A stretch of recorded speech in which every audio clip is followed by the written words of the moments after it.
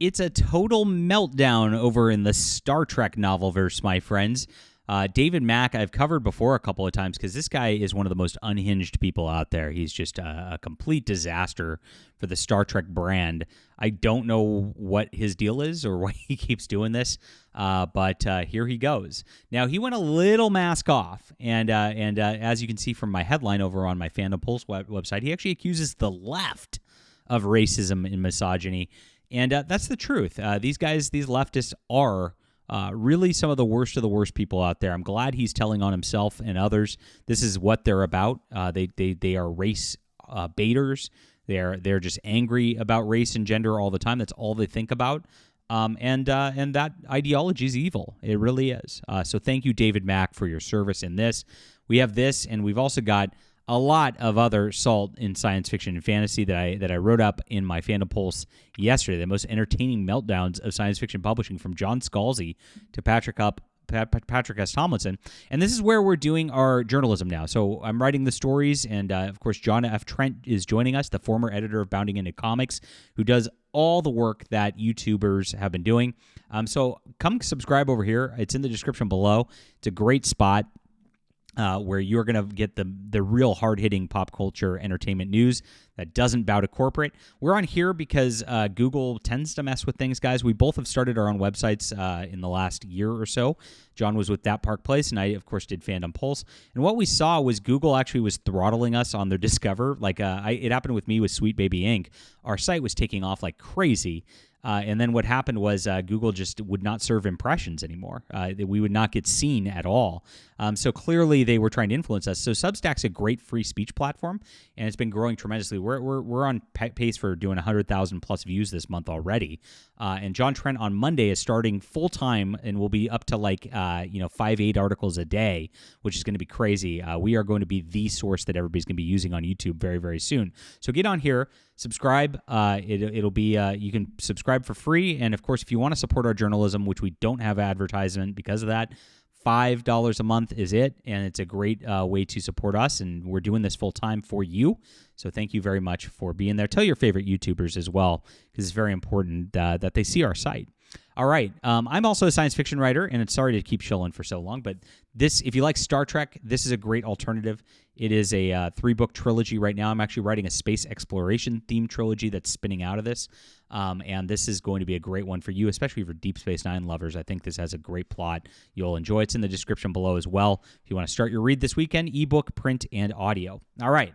All of that out of the way, let's get into what David Mack is saying here, and maybe some of the others as we mine some salt. I covered it on my live stream last night, but this is really, really hilarious. This guy's a piece of work, and I'm a big Star Trek novel universe fan. And so if you don't know, if you're like Star Wars had its extended universe, right? And the Star Wars extended universe was beautiful. Timothy Zahn wrote those excellent books, which I loved. And of course, Disney just cut it all out for continuity purposes. Well, we had the exact same situation happen over in Star Trek. There were a wonderful connecting set of novels that continued after Deep Space Nine and Voyager and The Next Generation went off the air and told their stories. There's a lot of books actually. Trek Lit versus reading order chart. I like to pull this up on my live stream because it's wild. This is the reading order, so it's pretty crazy. I read a lot of these books and have read them since like my college years and high school years, and I love them. You go through here. And this is the Deep Space Nine spot.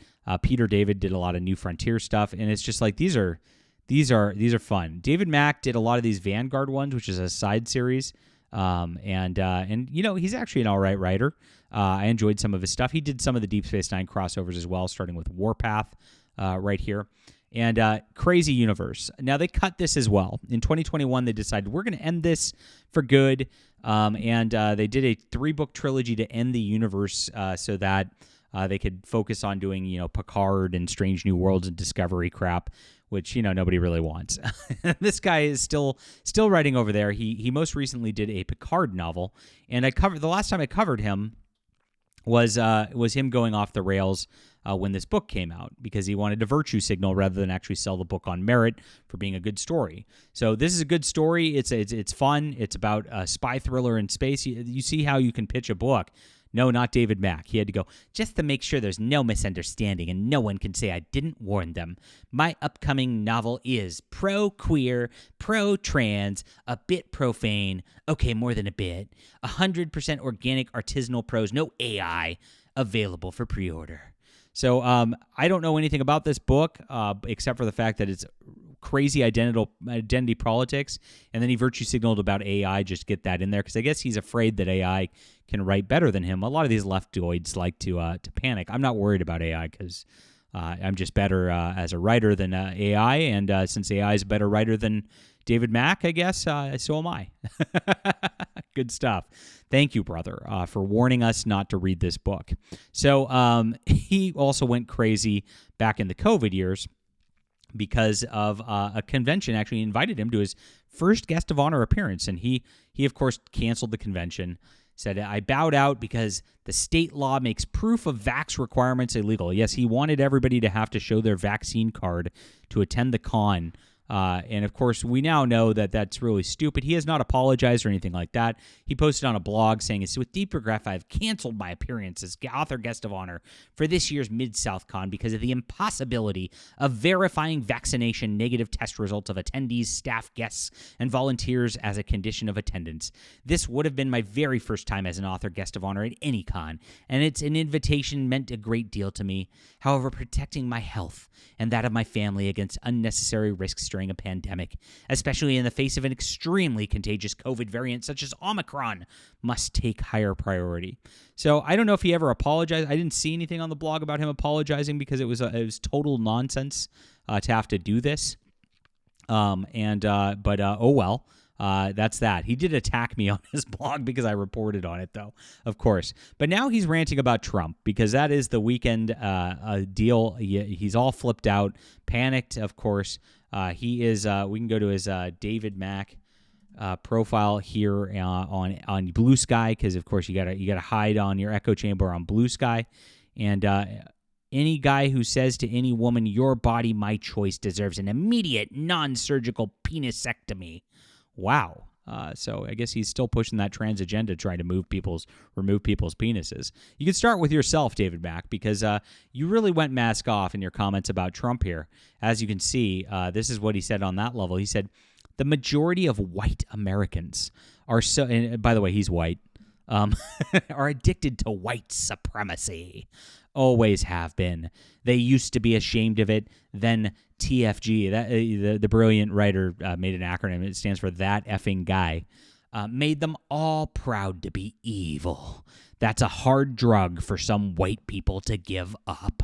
Oh my gosh, those evil white people. Well, David Mack, as we've since learned, the Latino people also voted for Trump. So I guess your little narrative is not working very well. I noticed it when I was walking around. I was wearing my MAGA hat, and I'm in sunny California, where it's very scary to do so. But I went and wore it out on Election Day. And went to the grocery store. Dude, I was high-fived by black guys, by Asian guys. It was awesome. It was totally a diverse and inclusive group, David Mack. Unlike your little white author group over at the Star Trek deal, which I think they are. Like all the people who write these books are white at this point. Una McCormick, totally white. Him, white. Greg Cox, white. And who's the other one? Dayton Ward, white. They all are. And so a little not so diverse as our Trump coalition. But this is where he went crazy. He goes, and on the left, we're just seeing how deep the racism and misogyny run on our side as well. Yeah, and this is this is completely mask off. The left is racist and misogynist. This is what they are. They are so crazy. And this is how you know, because SJWs always act in three ways. One, they always lie, right? This whole white Americans, white supremacy, I don't know what he's talking about. Absolutely crazy there. So that's a lie. But they always double down. So instead of actually learning the lesson that he went crazy too far, that people just don't want to deal with this crap. It's a Star Trek. What does this have to do with Star Trek, right? Pro-queer, pro-trans. It's like, it used to be about exploring strange new worlds. Not anymore. Now it's about exploring Uranus. Get it? And so that's kind of what they're doing. People are just sick of this, and they push so hard on this stuff, but they can't self-reflect. They have to always double down. But they always project, and that's what we learned here as well, as he admits it, that the left is deep with racism and misogyny. He knows it. He knows that the people on his side have this extreme guilt because they're projecting all of their fears, all of their craziness, because that's their whole worship of identity politics as it ends up being. Their strange self-flagellation, white guilt nonsense just cripples them, and it makes them unable to produce good art, good work, or do anything productive whatsoever. And this is the whole problem with our society right now, and that's why we're doing something different. So, of course, we'll be the only people to report on this right here. Nobody else is going to pay any attention, but this is killing the Star Trek brand. It's been doing so for a long, long time, and this is exactly a big indicator of things. Mask off, though.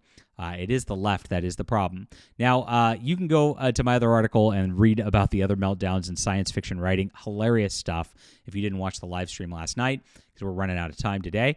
But go sign up for the Fandom Pulse, like I said. Enjoy things. Leave a comment. What do you think about David Mack's comments? Hilarious stuff.